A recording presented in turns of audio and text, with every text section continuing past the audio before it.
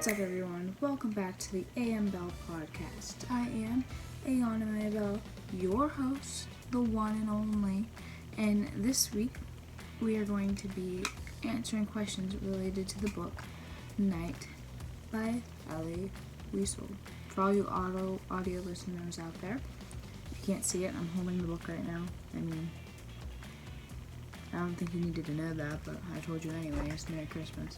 So, the question for today is about freedom. And the question is, how much freedom should people have? When is it okay to limit freedom? When is it not?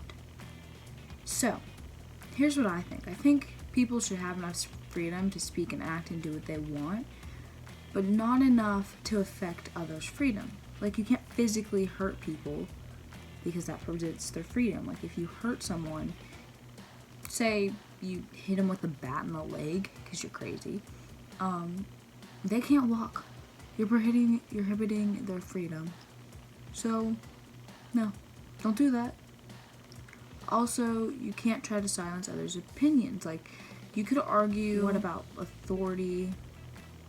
But if they believe you're taking away from somebody's freedom, if a court with a jury decides to take action to take away your freedom, that's the way it should be. You know, for example, the cause of the American Revolution was limited religious freedom. In England at that time, there were religious persecutions. The Pilgrims wanted to go to a new land for their religion, so they wouldn't get executed, because the king didn't agree with their religion. So,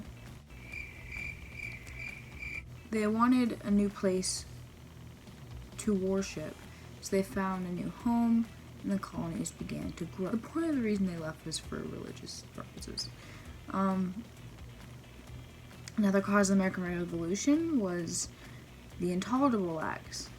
The King of England took away many of their rights and their freedoms, and they didn't like that. So, basically, you take away freedom, people are going to revolt. So, when you limit freedom, it's not a good thing. It's not ever going to be a good thing when you limit too much of people's freedoms, or else they're going to revolt. The concentration camps during the Holocaust and in the book Night took away so many of the people's freedoms in there. They could not eat when they wanted or sleep when they wanted.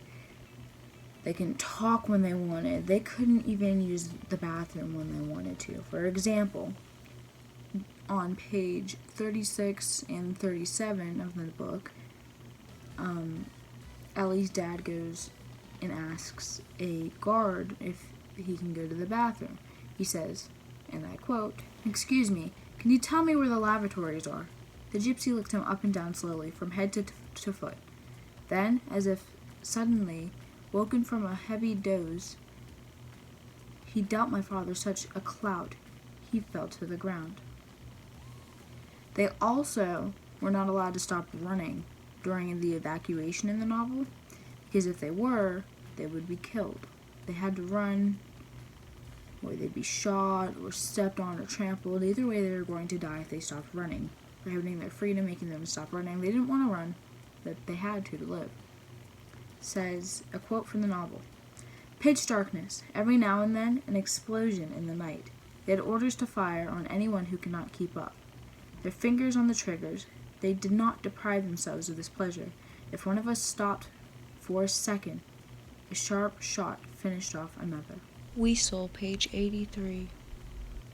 Anyways, you can't prohibit freedom, or else inhumane things will happen. People will die. People will resist your freedom. Prohibiting freedom is not a good idea. People should have enough freedom to do what they want without harming others. That's my opinion. It's okay to limit freedom when somebody is harming others like that. Like, you can take, like, the concentration camps. Those Nazis deserve to have their freedom taken away because they took away somebody else's freedom. Alright, that's all I have for this podcast, everyone. I hope you enjoyed it. Anyways, Have a good rest of your morning, afternoon, whatever time you're listening to my podcast. For me, it's the AM podcast because I am a Yanni B, and that's all I have for you today. Okay, bye.